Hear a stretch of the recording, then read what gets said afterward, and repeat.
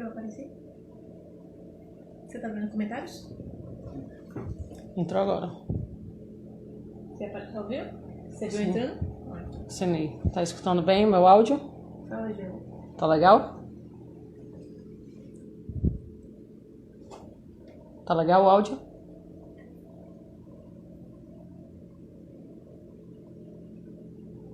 Me escutando? Certo. Vou fixar aqui um comentário. Veronice acabou de entrar. Tudo bem.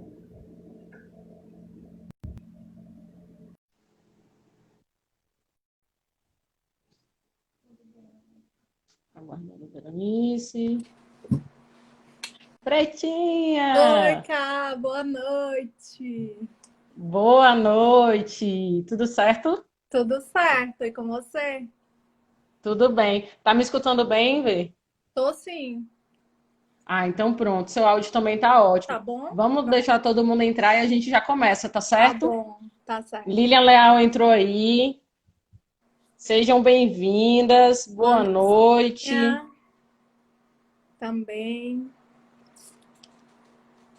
Deixa eu adicionar aqui, gente. A gente vai estar começando nossa live às 19 mesmo, as nossas discussões. Vamos esperar todo mundo entrar. Todo mundo seja bem-vindo.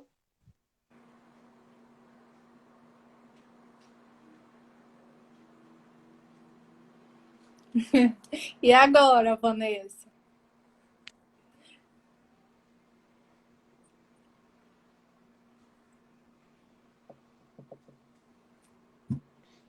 Luana, seja bem-vinda, Lu. Não é sua área, né?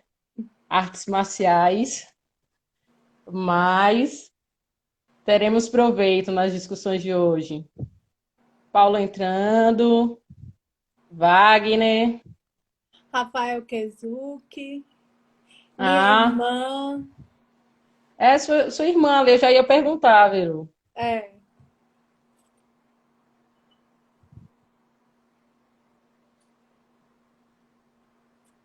E como é que tá a quarentena, Vê? Como é que tá aí em Natal e tudo? é, em casa, tendo cuidado com minha mãe. É isso, né? Hoje ela não estava muito bem, aí eu levei ela na praia, assim, para ela, sabe, respirar um pouquinho também, porque ela estava já muito estressada. A gente foi, Uhum. ficou um pouquinho lá, minha mãe, meu pai e minha irmã, e depois eu voltei. Ficou feliz da vida. Até para desaparecer, né? Porque o negócio da quarentena é que você fica tanto tempo em casa, né? Que, na verdade, não é a saúde física, né? É a saúde mental que começa Mental, a bater, né? isso. Aqui em Salvador, a gente também está no processo de quarentena, né? Há muito tempo seguindo a risca, a gente não entrou em lockdown, não precisou disso, mas ainda muita coisa fechada e tudo por necessidade, né? Mas, enfim, é isso aí. Laís Bertino entrando, Alexandre, Alexandre, Gilton, Boa Gilton, noite, Jurinha! Jurinha, né? é, Gilton entrando, sejam bem-vindos, gente. Nós estamos esperando só um pouquinho, porque a gente marcou a nossa live para as 19 horas. Tem aí minha irmã entrando, Pamela, um super oi para ela.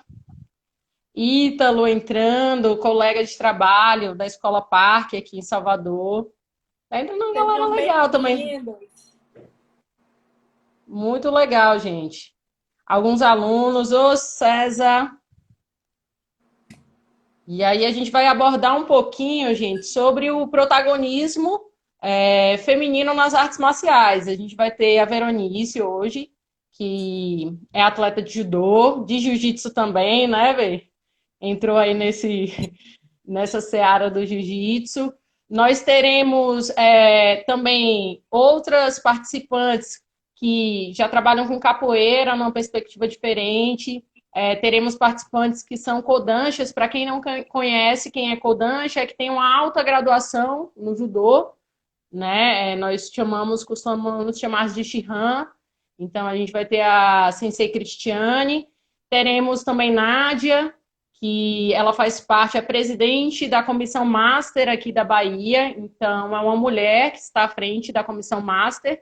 A Comissão Master não é só feminina, né? Feminina e masculina. Então, ela está à frente, vai estar batendo um papo também conosco.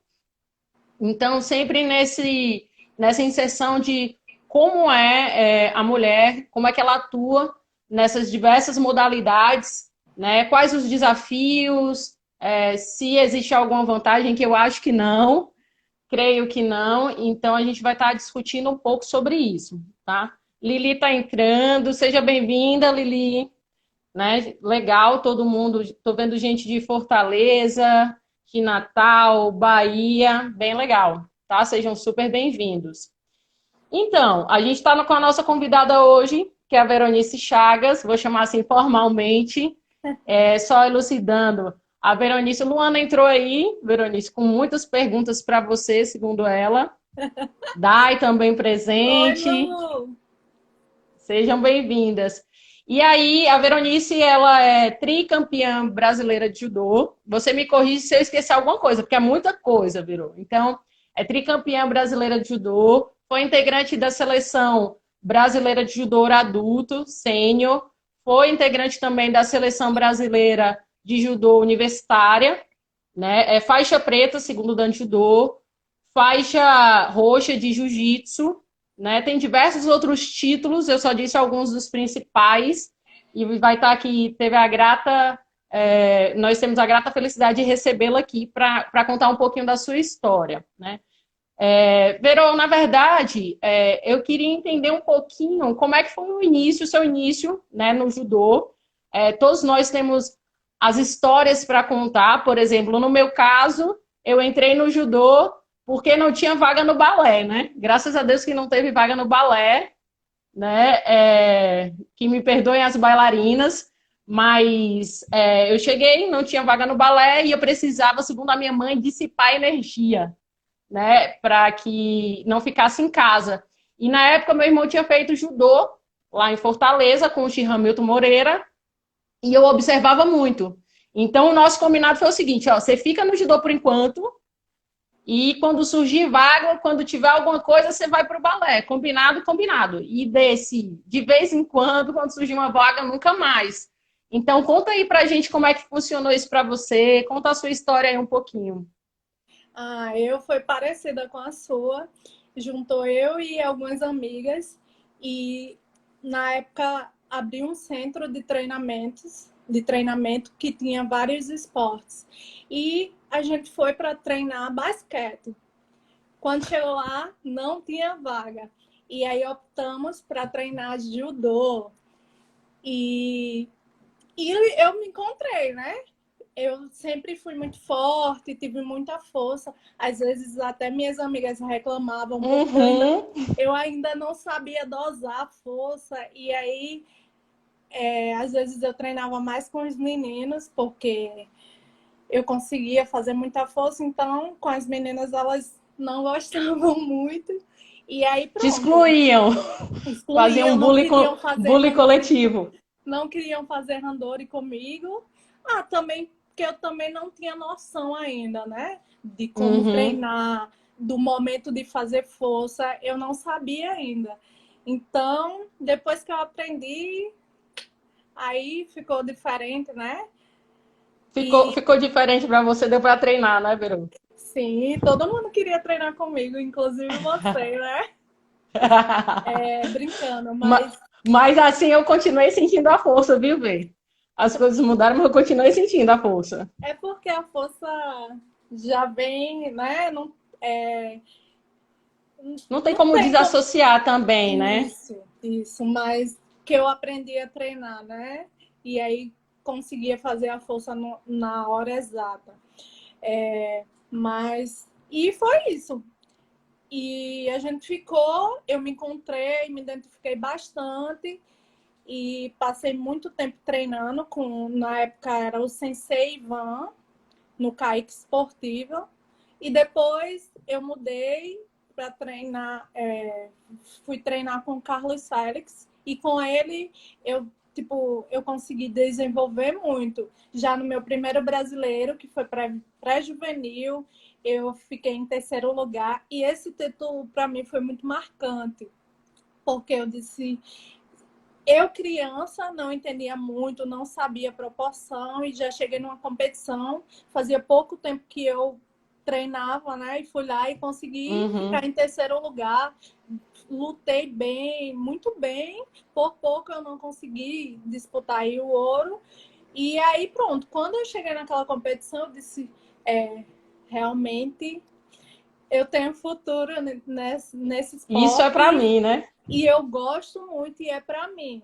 E daí, pronto. Foi só foco, treinei bastante. Estou aqui até hoje. Isso é um perfil seu, né, Vero? De treinar, de se dedicar, né? De ter vários treinos. Eu que treinei um tempo bom com você, eu via que a questão de dedicação de treino, de horário, de estar certo, fazia uma grande diferença, né? Mas me diz uma coisa, Vero. Você falou até que você entrou na sua primeira competição no Brasileiro Pré-Juvenil. Para quem não conhece, o pré-juvenil é uma categoria que na época, né, a gente lutava 13, 14 anos, né, saindo ali dos 12 anos, o feminino. Você começou a lutar judô com quantos anos, Verô? Começou a 12 treinar com quantos anos. anos? 12 anos. Nossa, então assim, né, porque geralmente os atletas que têm uma vida competitiva iniciam também bem novos, e você já começou com 12 anos, né? A gente diz que é uma idade avançada para o judô de competição, né? Mas bem legal. Verô, deixa eu só aqui. Eu vi a presença assim, gente, não liguem, que às vezes vocês vão entrando, então, para mim, às vezes pode bugar um pouquinho de ver vocês entrando, falar com a Veronice, mas a gente tem a presença do professor Manuel Garrido, é árbitro daqui de Salvador, né? Presidente da comissão de árbitros, colega de trabalho, seja bem-vindo. A Marcele Sampaio, grande amiga, alguns alunos também, tá? Então, agradecer a presença. Agora, Verão, me conta uma coisa. Eu, por exemplo, passei algumas dificuldades nesse processo de treino. Por exemplo, eu até os 11 anos, 12 anos, as competições que tinham em Fortaleza, eu participava com meninos, né? Não tinham meninas, muitas vezes, na minha categoria, até os 11. Então, eu tinha que lutar com os meninos, porque eu ficava como atleta solitária e aí ficava ruim, né? Para competir. Eu queria competir. O meu negócio era ir para a competição e ganhar uma medalha, eu não tinha um gostinho bom. Então, eu acabava lutando com os meninos. Isso foi um dos pontos de dificuldade. Outro ponto, por exemplo, eu digo que eu sou muito agraciada, porque os colegas, os meus contemporâneos de época, os meninos, muitas vezes, eles criavam uma condição muito boa para que eu pudesse treinar, mas a maioria eram homens, né? E o treino, a gente sabe que o treino é diferenciado, porque é uma força que você faz diferenciada, é uma pegada, um kumikata que você faz diferenciado, e quando você transfere isso para a luta, interfere em muita coisa. Então, foi uma das dificuldades, inclusive, que me levaram a sair de Fortaleza e ir para a trajetória, para ir para São Paulo, e depois aqui para Salvador, para buscar mais meninas para treinar. Me conta como é que foi isso para você, se foi as mesmas dificuldades, se tiveram outras, conta um pouquinho aí. Carol, em relação a treinamento, eu sempre treinei com os meninos. Por falta de meninas e porque eu precisava de um treino forte para eu poder me destacar e poder chegar nos meus objetivos.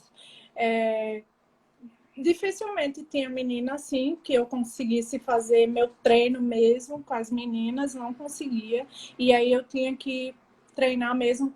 Hoje eu agradeço muito a 2 pessoas, as outras também, mas esses 2 meninos foram muito assim importantes para que eu pudesse conseguir meus objetivos, chegar nas competições e ganhar. Então eu devo muito tudo que eu conquistei a eles, que foi Guilherme, eu não sei se eles entraram, e Patrício. Eles eram criança e treinavam comigo assim, e a gente saía na porrada, às vezes eu até chegava... Tete a tete. Né? Até chegar a bater assim, como a gente fala no judô, né? Mas Aham. e hoje, tipo, eu não me atrevo mais porque eles estão muito uns rapazes, a gente treina, mas não tem nem comparação. Mas naquele tempo eles eram crianças, mas eram as pessoas que sempre estavam ali me dando treino. Em relação à competição, era a mesma coisa. Dificilmente tinha meninas para competir. E quando tinha, era uma, duas, dificilmente. E geralmente eu não lutava aqui. Assim, eu me inscrevia, mas chegava lá era fuzengagem, porque não tinha ninguém para lutar, entendeu? Uhum. E isso é uma realidade, Vê. Eu acho que, por exemplo, porque eu comecei judô em Fortaleza, você ali em Rio Grande do Norte, eu acho que é uma realidade do judô feminino a nível de Norte e Nordeste, né? Na época, isso a gente está falando há 15 anos atrás, né? Que até mesmo competições que a gente ia a nível Norte e Nordeste tinham categorias femininas que não tinham ninguém ou tinham um atleta. E aí, quando a gente ia para os campeonatos brasileiros, por exemplo, que as meninas de São Paulo, do Rio, tinham um suporte maior, pelo menos melhor do que o nosso, porque com certeza elas tinham dificuldades, né?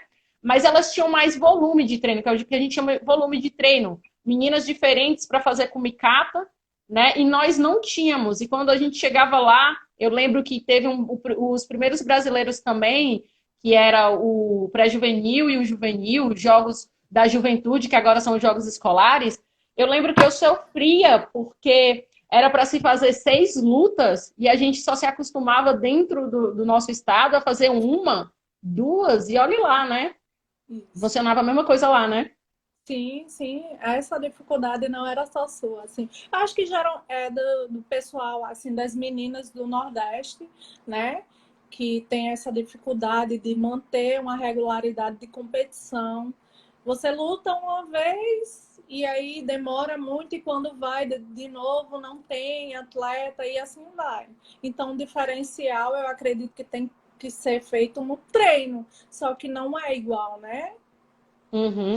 E aí, Vê, é o que a gente chega numa parte importante que você falou muito bem. A gente chega na parte do treino.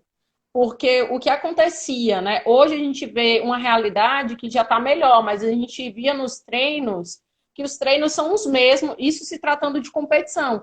Eram os mesmos treinos para o feminino e para o masculino, era a mesma coisa. Então, às vezes era o seguinte: eram 3 meninas, 4 meninas em treino de seleção, no meio de vários homens, né? Não que a gente não treinasse com eles, era bom, mas é diferenciado. Acontecia isso contigo também? Essa realidade era a mesma em Natal? Sim, a mesma coisa. Poucas meninas sempre treinam, competição. E aí eu tive que me adequar mesmo, entrar no meio dos meninos e treinar forte mesmo, não podia ter manha, porque às vezes se você tivesse alguma mãe assim, eles não queriam treinar forte com você e acabava que, tipo, você não conseguia aproveitar o treino na real. E aí, só que comigo eu sempre fui muito, queria estar em cima, queria treinar forte, machucou, chora um pouquinho, volta e não machucou, volta e vou para cima mesmo. Me jogou, eu levantava com mais vontade de jogar e assim ia.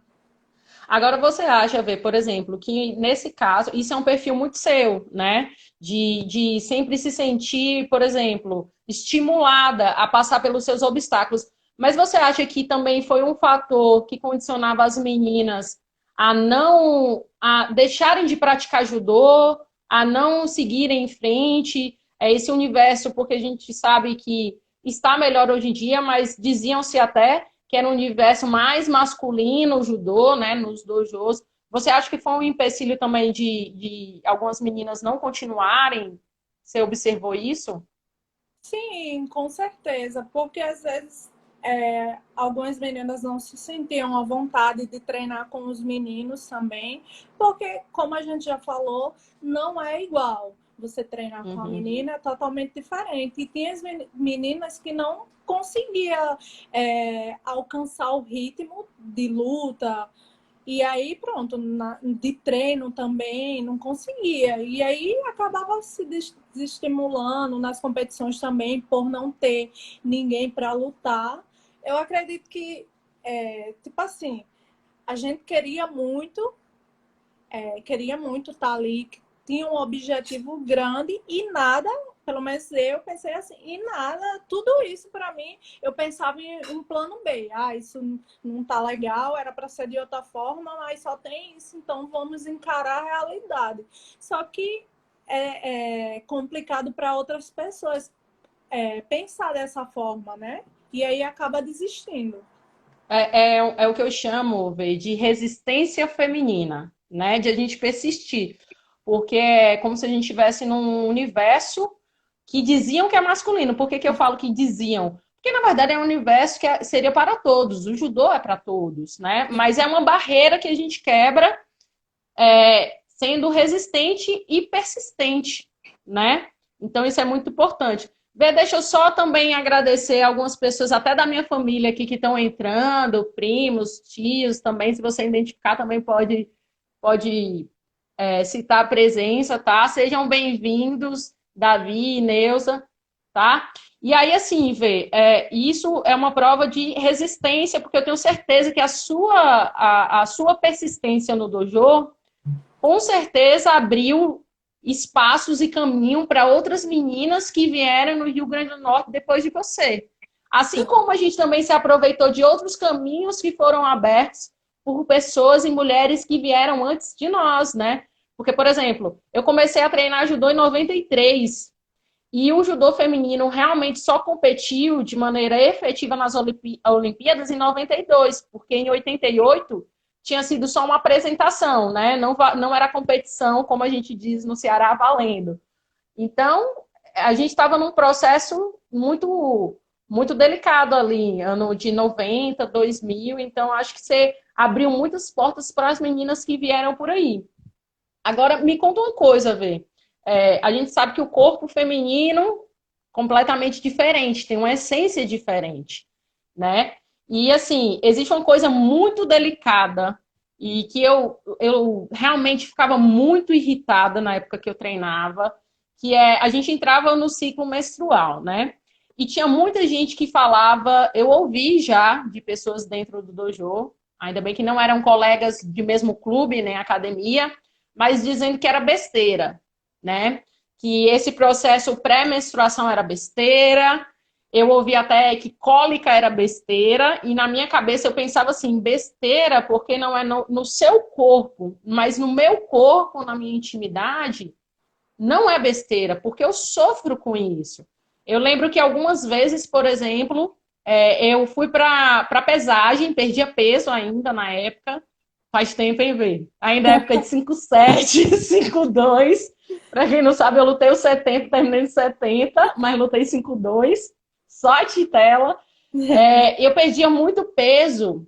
E quando eu via que ia bater no período no meu ciclo menstrual, eu ficava desesperada, porque antes da pesagem, em período menstrual, eu subia, às vezes, 1,5 kg a 2 quilos só de retenção de líquido. Isso para mim era desesperador, porque eu já estava com fome, não comia quase nada e ainda tinha esse problema da menstruação. Assim como cólicas, quando estava fazendo a parte neuromuscular, né? Eu lembro que na época da FTC a gente fazia muito trabalho de arranco, arremesso e tudo. Só que quando eu chegava na época do ciclo, eu para levantar um peso, meu Deus, era complicado, né? E falavam pra gente que era besteira. Me conta esse processo aí para você, como é que foi, tudo. Ah, quando eu era mais nova, assim, eu tinha o quê? 17 anos, eu sentia muita cólica mesmo, de ficar na cama. E passou o tempo e acabou que, tipo, eu não diminuíram. Melhorou, E né? aí, mas com certeza a retenção é um fator que preocupa muitas mulheres, principalmente aquelas que perdem peso, né? Uhum. Já no período de competição, eu sempre tive E, muito cuidado com o meu peso, por eu perder uhum. peso sempre. E Só que eu tinha muito cuidado, então não deixei isso influenciar. Também, né, mexia com o emocional, a gente ficava mais sensível, se Exatamente. alguém falasse alguma coisa. E Só esse que lance de humor, o pessoal diz assim, ó, muita gente em treino, principalmente os homens, diziam que isso era besteira, porque tinha treinos até, não chegou a acontecer comigo, eu ficava um pouco sensível, mas já teve colegas de dentro do dojo chorarem do nada no dojo, sim, né? E isso é um universo que talvez não entendam, porque. E aí vai uma dica, viu, para todo mundo, galera, aqui nessa conversa com a Verô. Existem os hormônios, né, da gente, que é o estrógeno e a progesterona, e eles mexem totalmente, porque a gente está falando de hormônio. Então, quando ele faz isso no nosso corpo, o nosso humor não muda à toa, né? Inclusive, interfere na nossa força, né? Nos treinamentos de força da gente. E, por exemplo, teve algumas vezes, eu já passei por situação, eu acho que você também, no clube onde a gente treinava, logo no início, quando você chegou, que não era respeitado isso na nossa periodização. A gente fazia uma periodização altamente, que nem os meninos, correm não sei quanto, dá não sei quantas voltas, pega não sei quanto de peso, né? E a gente sabe que isso é um fator para influenciar nos treinos, né, Vê? Isso chama a sim, atenção. sim, sim. Tipo, é como se fosse assim, você é atleta, você não pode sentir dor, você não pode ter, não pode ter TPM, e a gente sentia na pele, tanto com dor, tanto nas cargas que a gente sentia, colocasse uma carga, né, já Mais sentia pesada, né? mais pesada, já sentia que não estava bem, e aí às vezes a gente até escutava algumas coisas desagradáveis, né? Uhum. Mas Por isso que às vezes a gente tem que defender que, principalmente, o processo de periodização, né, do atleta, né, para o treinamento já tem que ser individualizado. E principalmente se isso for para a mulher, porque ainda tem esse processo do ciclo menstrual. Porque, por exemplo, a gente interfere até que a gente não treina bem, não dá uma atenção focal e acaba lesionando. E tem muita lesão por esforço repetitivo, né? Então, é complicado. Tem algumas pessoas que estão entrando aqui, eu vou tentando ver de pouquinho assim, de relance. Então, tem pessoas que nem Carlinha, que treinou comigo quando eu era mais nova, faz tempo, né? Tem algumas contribuições pertinentes também da Liliane Sampaio, aqui colocando para a gente. E se alguém tiver alguma pergunta, pode colocar que a gente vai fazendo aqui. Teve uma pergunta aqui da Gabi. A Gabi, seja bem-vinda, tá certo? Gabi também estuda muito nesse processo, Vero, do judô feminino, dessa construção histórica, cultural do judô feminino, né? E ela pergunta se a gente acha se faz falta, a falta das mulheres por algum fator cultural ou de política, né? Se a gente acha que está ligado a isso. Eu, por exemplo, creio que muitas vezes, e isso eu estou retrocedendo lá na nossa época, muitas vezes não se entrava no judô porque era o seguinte: judô não é esporte para mulher. Minha mãe, por diversas vezes, e aí eu agradeço a minha mãe, né? Que muitas vezes ela bateu na tecla que não tinha essa de esporte para mulher ou para homem. Era algo para eu fazer, né? Então, as artes marciais no geral. Muitas vezes eu passava na rua de judogi e, tá treinando judô, não é para mulher, né? Esse processo de desconstrução. E aí acabava que não tinha esse apoio. Então, muitas mulheres se sentiam inibidas a não entrar para não se sentirem masculinizadas, né? Assim usavam os termos, tá?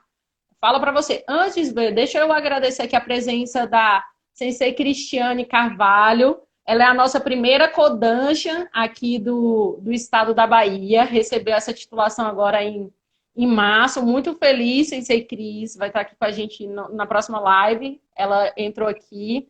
É muito importante ter a sua presença aqui. Me fala, Vê, você acha que é isso também? Que é nesse sentido? sim, com certeza. Às vezes. o apoio, né, dos pais, eu tava pensando aqui, uma amiga minha disse, eu era louca para fazer luta e minha mãe não deixou. Tipo, não sabe o que perdeu, Não sabe o que perdeu. né? É, E tinha tipo, esse hoje, fator, né, velho, de preconceito. isso, hoje em dia não tem mais isso de esporte para homem, para mulher. Eu acho que a mulher pode sim fazer artes marciais, pode sim, onde ela se sentir à vontade, ela pode entrar. E tem que O lugar de existir, mulher onde ela quiser, né? pois é, e tem que existir respeito, entendeu? Dos homens e dessas pessoas que têm preconceito, porque hoje em dia tá mudando, mas precisa mudar muito. E a gente vê isso em todas, tipo, no MMA, Muay Thai, em todos os esportes de luta sempre tem esse negócio de preconceito, de eu não posso entrar porque é esporte de homem. Não é de mulher também. Se a mulher quiser, é dela também. Uhum. Porque lidar com preconceito, né? Lidar com o olhar do outro é muito difícil. É ter o aporte familiar, por exemplo. Eu tive muito aporte familiar, pelo que eu lhe conheço também, pelo que você fala, você também teve esse aporte, essa construção de estar empurrando para frente para quebrar esses preconceitos das pessoas. E é o que você disse, é um preconceito que ainda está muito enraizado. Por exemplo, ainda hoje em dia. Isso faz pouco tempo, né? Eu fui. Eu dava aula em um determinado local e teve um amigo, acho que ele deve estar até aqui na live, que é João, foi até nosso técnico também, ele foi me substituir. E foi indagado por um determinado pai, enfim, que estava levando seu filho, por que não era um professor homem que estava dando aula para eles, né? E aí, João prontamente disse: olha, a professora, inclusive, tem um currículo bem mais extenso do que o meu, é uma professora totalmente preparada e tudo. Mas mesmo assim, ele estava indo para uma aula experimental. Ele não deixou porque não era um professor homem, era uma professora. Então a gente sente isso hoje em dia ainda. Não sei se você sente, acontece coisas do tipo, ver como é que funciona aí Natal. Ah, eu já passei por algumas situações, para mim é estranho assim, só que tipo, é impactante, só que eu tento não deixar isso mexer comigo. Os olhares, por a gente ser um pouco mais forte, ombros, Uhum. e eu tenho um corpo muito forte, braço, Muito forte. e agora, né, eu treino CrossFit também, e aí mudou mais, então algumas pessoas admiram, acham muito bonito, elogiam, e outras ficam já, aqui, a gente sente, né, Aquele vê olhar, né? isso. De avaliação Só e que tudo. eu penso assim, foi o que eu escolhi e com certeza iria ter uma mudança no meu corpo. E se eu quisesse ganhar a competição, ser um atleta de seleção brasileira, eu teria que enfrentar isso. Então, eu sempre tive as coisas muito claras na minha cabeça. Eu queria aquilo e não queria saber de olhar, de comentário. Era o que eu queria e pronto, e acabou. Se minha família me apoia, super apoia, assim. Então, os Uhum. outros São não os outros, importam. né? Isso. Os outros são os outros. Porque senão a gente inibe a nossa individualidade, nossos desejos, por um conceito pré-estabelecido pela sociedade, de que mulher não pode e de que ela tem que ter um padrão, né? Que nem as pessoas falam, meninos vestem azul e meninas vestem rosa. Não, meninas vestem judogi também, meninas lutam.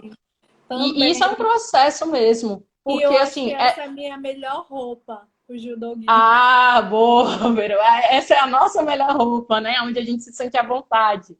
E por aí vai, porque é questão de afinidade. Então, a gente sabe que realmente o corpo muda, né? Porque a gente precisa fazer fortalecimento, os dedos se machucam. O judô, por exemplo, para que a gente possa competir, nos eventos. A gente não pode estar com as unhas pintadas, não pode usar brinco, não pode usar cordão. Ah, tá bom, desculpa. Nas horas É vagas, porque a você não gente pode usa, né? competir. Então, assim, mas isso não quer dizer que a gente está perdendo toda a nossa essência feminina. Pelo contrário, a questão do sempre estar lutando, do sempre estar buscando, é uma essência nossa, é uma essência que vem, eu digo que vem inclusive da maternidade, né? Do lutar, do cuidar. Então, é muito importante isso. E aí me digam uma coisa importante, né? Nesse processo todo que você construiu. Vamos falar um pouco de vaidade, que as pessoas acham que é besteira. Mas como é que você, então, conseguia lidar com isso, com a sua vaidade? Né? Dojo, extra dojo, manter viva, como você disse, né? Que não estava nem aí, o braço estava crescendo, o dedo estava quebrando, mas estava mantendo a minha vaidade. Como é que foi isso aí? É, eu sempre tentei, assim, geralmente eu faço minhas unhas, ajeito cabelo, geralmente no final de semana. Porque na semana não tem como, se você fizer no outro dia tá todo bagunçado, a unha não pode deixar crescer. Só que a gente vai tentando, né? Não é por isso que eu vou andar igual uma louquinha. Não, mas eu tento fazer assim, me arrumar mais nos finais de semana, porque aí eu não treino. Se eu treinar no sábado, aí já fica mais difícil. Mas a gente vai, quando vou sair para comer alguma coisa, eu sempre uso alguma coisa. Inclusive, eu me arrumei toda para mostrar que eu estou. Para live, né? Boa. Ô, Vê, olha só, a gente tem uma pergunta aqui sobre a questão dos anticoncepcionais, qual o impacto do atleta. Eu vou dar um Só um pouquinho. parecer até e depois passo a bola para você. Na verdade, por exemplo, eu fiz Carol, o uso. Oi. só um pouquinho. Lê de novo para mim, por favor. A questão do uso de anticoncepcionais no impacto dos treinos, né? E aí eu vou dar um esclarecimento. Isso é importante porque o anticoncepcional é um processo de hormônio. Mas, por exemplo, durante um período, eu tomava principalmente porque eu tinha fortes dores de cólicas, né? E, por exemplo, na minha época de treino, e aí vai para todas as meninas, eu tive um processo que a gente chama de amenorreia, que você passa 3 meses sem menstruar. Muitas vezes porque está associada à perca de peso, estresse físico, estresse emocional, e como não funciona esse processo hormonal de maneira regular, acaba que isso interferia também até nas minhas cargas de treino, né? Então eu fazia esse uso. Mas aí também eu lembro que uma época que eu fui para um sul-americano em Buenos Aires, a primeira coisa que eu tive que fazer perante a CBJ é falar que eu fazia o uso de anticoncepcional por conta da carga de hormônios, né?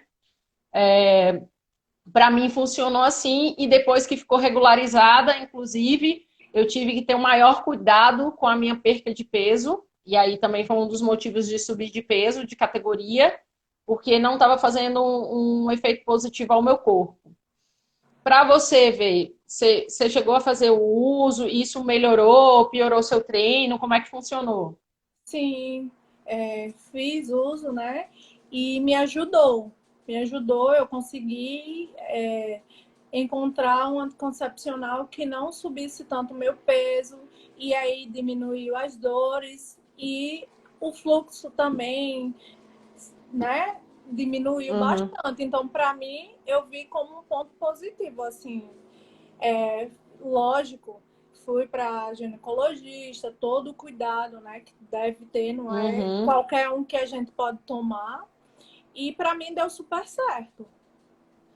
Porque tem uma melhora na estabilização do ciclo menstrual, né? Quanto a isso. Agora me conta uma coisa interessante, né? E aí vai mais da sua história de vida. Me conta o que te marcou muito no judô, um momento que te marcou muito na tua trajetória, que você falou assim, nossa, que coisa boa, né? Mérito do sucesso, do trabalho. Ah, que marcou muito foi minha entrada na seleção brasileira, né? Que eu, tipo, eu dei meu sangue, lutei muito, treinei bastante. E eu vivia de treinar porque eu tinha esse objetivo, né? E aí, quando eu consegui, para mim foi muito bom, assim, é muito bom quando você consegue um objetivo. A gente sabe que não é fácil. Hoje em dia tá mais fácil, eu acho. Um pouquinho só, né? Pois é, mas eu acho que antes era mais difícil. De até você conseguir entrar numa seletiva Com olímpica. certeza. E aí, hoje em dia, você mantendo o ranking, você consegue entrar. E naquela época, não. Você tinha que medalhar em algumas competições para poder a CBJ poder chamar você, né? Então, Isso. você dependia. Hoje não. Hoje é só você fazer seu papel. E Treinar, isso é um, competir, pontuar, e aí pronto, você já tem aquela certeza. E antes, não. uhum. Isso é uma dificuldade, né, Vê? Porque, por exemplo, eu lembro que quando eu comecei a competir os nacionais, e foram as primeiras seletivas, eu lutei um sul-americano, uma seletiva de sul-americano, que inclusive foi aqui em Salvador, né? E assim, a gente fez o feminino, a chave da gente, a gente fez é, 12 lutas no dia, né? Quem foi para a final. Eu consegui me classificar na época, só que isso não bastava, por exemplo, para condicionar para outras seletivas. A gente tinha que viajar várias vezes, ir para várias competições para tentar ganhar ponto, e aí sim a confederação poder nos convocar, né? Era mais ou menos, acho que foi o mesmo processo que você passou. Inclusive, foi um dos processos que me empurrou a sair de Fortaleza, porque eu lembro que, por exemplo, as seletivas eram muito fortes, e aí teve o Pan-Americano, a seletiva do Pan do Rio de 2007, e aí eu fui para a seletiva do Pan em 2006, e fizemos uma luta. A chave era, eu lembro que era eu, a Mayra, a Carol Yoshioka, de Brasília, uma atleta do Rio, e eu acho que a Marília de Pernambuco, e aí classificavam duas. Isso em uma semana, né? E isso em São Paulo, no Projeto Futuro. Uma semana depois, já tinha que lutar em Minas Gerais. Então, não havia nem suporte, para mim, no caso, de patrocínio. Então, eu vi nesse momento seguinte, enquanto atleta, não tem como eu me estabelecer em Fortaleza, na cidade que eu gosto, na cidade onde eu estou residindo, que eu estou com minha família e tudo, não tem como eu entrar na seleção de fato principal ou tentar uma seletiva sênior se eu não sair daqui. Os dois motivos, por essa questão, né, de várias competições financeiras e pela questão de treino. Eu sei que você saiu de Natal, e foi por esse motivo também que você buscou outros caminhos fora de Natal. Sim, também. A, Difícil de classi Pode falar. a classificação, inclusive, para a seleção sênior, você já não era do Rio Grande do Norte, né? Não, quando eu entrei na seleção, eu tinha voltado de Salvador e já estava aqui em Natal de novo. Voltei para Natal. Uhum. Passando pela temporada pela FTC, não foi aqui em Sim, Salvador? e eu aprendi muito com os senseis João, Salvatore, sensei Paulo, que fez muita diferença, assim. Eu acho que eu cresci muito depois que eu fui para aí, sabe? Assim, eu Uhum. foi muito bom, muito Principalmente bom. porque um dos fatores foi que o sensei Paulo Sagatelli, ele fazia um treino diferenciado para o feminino, não era isso? Ele fazia treino técnico diferenciado para o feminino, focando inclusive na movimentação técnica. Isso. Então, o Kumikata, o Kuzushi, eu lembro que a gente fazia o seguinte, né? Fazíamos o treino feminino antes, tínhamos um descanso e entrávamos para o segundo treino, e isso era 3 vezes por semana, não foi? Foi daí que foi o treino separado. Isso. Então, para mim, aquilo, assim, para mim foi muito bom. Eu cresci muito, consegui absorver bastante as coisas que ele passava para a gente. Não foi à toa que daí a gente já conseguiu se classificar para a universidade, né? E na Sim, Sérvia, foi. e foi eu, você e foi muita gente, né, da FTC naquele tempo para a Sérvia. Foi eu, você, o Rubens. Da FTC foram nós três. Aí Nós teve três. Fabiola na equipe feminina e teve um. E teve. Foi, aí teve o Shibana, o Breno. Agora, uma coisa que chama a atenção, Vê, também. Nesse mesmo evento da Confederação Brasileira, que nós fomos convocadas, classificamos, da equipe feminina foram 3 meninas, não foi? Eu, você e Fabiola, enquanto a equipe masculina foi completa, não foi isso? Isso, foi. Isso mesmo. E, e isso, e isso era um processo muito ruim, porque o que acontecia? Quando a gente chegou para treinar lá na Sérvia, os meninos tinham a equipe toda para treinar, e nós tínhamos nós três para treinar, então a gente tinha muitas vezes que treinar com o Shibana, algumas vezes treinava com o Breno e repetia os treinos, né? Eu lembro que eu olhava para o lado assim, da equipe do lado da seleção japonesa assim treinando, e elas tinham, fora a equipe delas principal, elas ainda tinham como se fosse a reserva delas. Uma equipe de apoio, né? Uma equipe de apoio. Aí eu lembro que a gente ficava brincando que elas tinham, por exemplo, 16 meninas, né? 2 equipes para se fazer um treino para universities. Universities que era um campeonato extremamente forte, ainda porque a maioria dos atletas são atletas da seleção principal dos seus países, estão lá indo representar a universidade. E quando a gente olhava para a nossa delegação, o judô feminino, nem a equipe completa tinha ido. E fomos nós três. A sorte é que uma era 5,7, outra 63 e outra 70. E a gente ainda encarou o por equipe, não foi? Com 3? Isso foi, isso mesmo. Muito bom. É, Ai, muito bom. Mas aí, isso que eu chamo a atenção é o seguinte. Esse cenário do judô feminino no Brasil, é claro que já teve um avanço muito grande, né? O judô feminino teve uma alavancada, né, do ano 2000 em diante, e a gente participou do início desse processo. Mas para você acha que a nível competitivo até, né? Porque o judô tem vários âmbitos. Segue ali para arbitragem, segue também as pessoas que são técnicas, mulheres que são técnicas, mas falando do universo que é mais o seu. O judô feminino, você acha que está melhorando?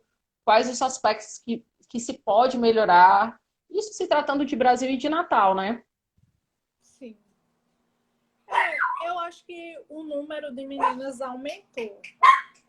Aqui em Natal, falando daqui de Natal, mas eu preciso que eu penso assim que o feminino ele precisa de uma atenção maior. Até Uhum. por esse fator de não ser, eu parece que é esquecido e não sei, eu não sinto muita assim a mesma coisa com o masculino, O entendeu? masculino. Uhum. Eu acho que precisa de uma atenção maior. E em relação a Brasil, as meninas vinham muito forte, né? Só que eu acho que hoje em dia, não sei o que é que aconteceu, mas aconteceu uma coisa e que a gente não vê tanto mais elas subindo ao pódio nas competições internacionais. São Uhum. sempre as mesmas que Uhum. estão lá subindo, mas que são muito fortes, que é alguma coisa que falta, que eu não consegui, não sei falar, mas que elas são muito fortes e se Uhum. encontrar isso aí que falta, eu tenho certeza que não tem para ninguém, não. Uhum.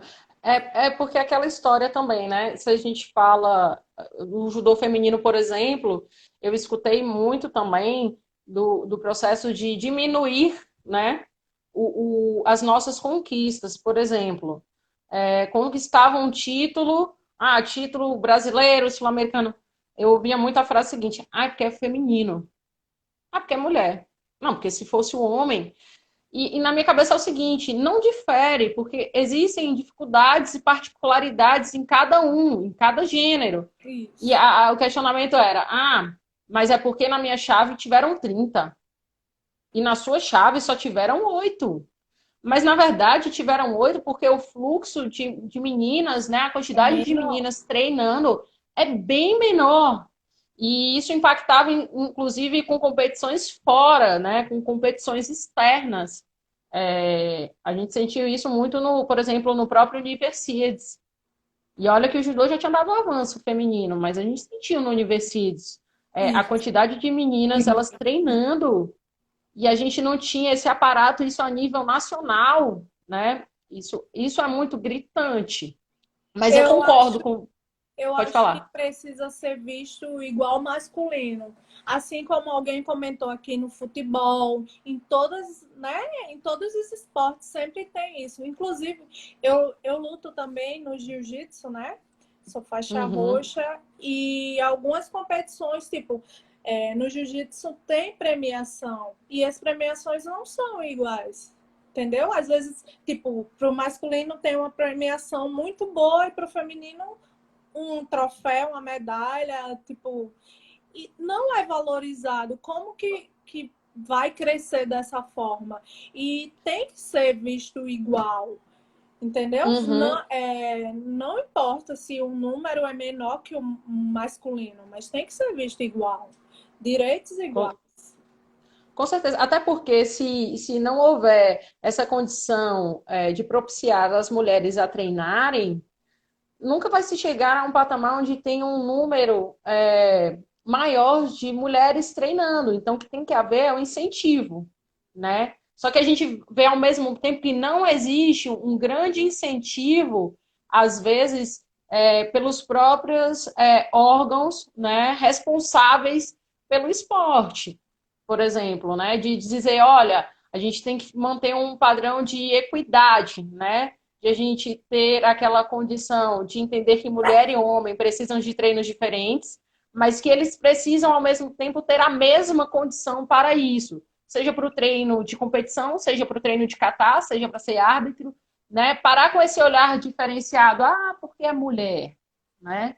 Não, tem que ter essa condição de conquista. Agora, eu acho também o seguinte, eu acho que a conquista, eu costumo dizer que desde jovem eu aprendi a lutar, né? O Sim. judô me ensinou uma coisa muito certa, que é eu aprender a lutar desde jovem. Então, é lutar por espaços, lutar para estar dentro do dojo, lutar para ter uma equipe feminina, lutar para continuar, lutar para chamar outras meninas, ir para o embate mesmo e mostrar que é o que você disse, que o judogi é uma vestimenta também apropriada para a gente, seja no jiu-jitsu, seja no judô e que outras mulheres também sejam incentivadas a isso, né? Que nem você foi em Natal aí, uma das percussoras, né? Que trouxe o judô, que mostrou e que tá trazendo para outras meninas, né? Aqui em Salvador, por exemplo, a gente está num embate muito grande de o feminino ter um espaço maior. Treinos diferenciados, treinos com todo mundo, mas treinos diferenciados, né? De ter uma representatividade, né, maior. A gente, por exemplo, tem a Sensei Cristiane, que foi uma Kodansha, uma representatividade muito grande, muito importante. Existe alguma estratégia aí em Natal, ver como é que tá, como é que tá tendo treinos femininos, você tá como técnica, como é que tá funcionando isso? Ó, deixa eu só falar aqui, Elisonilda, uma grande atleta que não era de uma época antes da minha, tá aqui colocando. O feminino nunca teve incentivo de ninguém. Isso é muito bem claro em todas as academias. Ela sentiu na pele, né? Se hoje ainda é um pouco difícil. Imagine antes, que era na época dela. Uhum. Eu tenho, assim, eu tive muita dificuldade com patrocínio, de conseguir. Eu vi assim, fulano, um homem conseguiu um patrocínio e eu ficava desesperada porque eu não conseguia. Graças a Deus, desde 2014, a construtora Hasbun me patrocina e, tipo, eu não tenho que reclamar deles assim. Só que é uma sorte, porque não são todas as mulheres que conseguem, né? Uhum, com Mas certeza. eu tô mostrando que a gente também pode conseguir, entendeu? Não é E para isso é tarefa desistir. diária, né? Isso é Isso, tarefa diária. pois Vê, é. a gente vai chegando agora no final da nossa live, tá certo? Eu só tenho muito a agradecer pela sua presença, pela sua história, por você incentivar outras mulheres, por mostrar que é possível, que as coisas são possíveis, apesar das dificuldades e dos obstáculos. Então, meu imenso carinho e gratidão por estar aqui com a gente, tá certo? Abrindo o nosso ciclo de lives, eu fico muito feliz. Quarentena é bom para isso, porque a gente revê os amigos e coloca à disposição de outras pessoas. Se você puder deixar um recado para alguém, para as meninas em geral, e até para os homens, enquanto técnicos, né? Se você puder deixar um recado rapidinho, eu super agradeço. Eu só queria falar um pouquinho aqui sobre o pessoal que entrou, matar a saudade. Faz muito tempo que a gente não conversa assim. Mari, Luana, Lilian Leal e essas outras pessoas que foram passando, como eu estava ali ouvindo, eu não consegui, mas muito obrigada por ter entrado e ter participado dessa live. Lília Leal, como que eu pude esquecer de Lília Leal? Eu lembrei logo no início, e aí Carol falou, para não perder, eu não falei, mas Manu também, mandar um abraço para todas. E o recado que eu digo é, se você tiver um sonho, não desista dele, você pode conseguir. É só não desistir. O segredo é não desistir. Você vai encontrar barreiras, vai encontrar muitas dificuldades, mas você consegue. O importante é não desistir. E não se sentir acanhada nem afrontada por ser mulher, mas pelo contrário, por ser mulher, se sentir sempre desafiada a persistir, né, Vê? Gente, Vê, maravilhoso a live. Eu tenho que agradecer a todos, amigos, colegas de trabalho, amigas próximas, familiares, alunos, foi muito bom. A nossa live, a primeira hoje, com a Veronice. Na próxima terça, no mesmo horário, a gente tem com a Sensei Cristiane, tá? A primeira Kodansha vai estar aqui com a gente. Vê, você está super convidada, tá certo? Para essa live também, para contribuir. Continua, porque o processo de discussão das mulheres nas artes marciais é muito importante, e como a Veronice colocou aqui, como a gente veio discutindo, é um trabalho árduo que a gente ainda precisa de mais espaço e mais construção. Última dica, fiquem em casa, se cuidem nessa quarentena, para que a gente retorne logo e retorne às nossas aulas, não Por Vê? favor, fique em casa. Eu quero treinar, quero voltar a competir, quero voltar à minha vida. E eu acho que todo mundo quer, né? Mas para isso a gente tem que fazer o que tem que ser feito agora. Ficar em casa, se cuidar. E é isso. E seguir em frente, né? Vê, muito obrigada. Minha gratidão, tá certo, por esse momento. E depois a gente marca um treino também, porque segundo o Salvatore, ele disse que a rixa é boa. Eu disse para ele não brincar não, porque você faz crossfit e eu não. E o Outgarizinho aqui ainda vale. Ainda tá afiado, né? O Outgari tá afiado. Então eu tô fora. Gente, muito obrigada pela noite, tá certo? Espero que vocês tenham gostado e nos acompanhem para a próxima terça-feira, tá certo? Um abraço. Tchau, tchau, galera. Beijo. Tchau, beijo. Tchau, tchau. Beijo.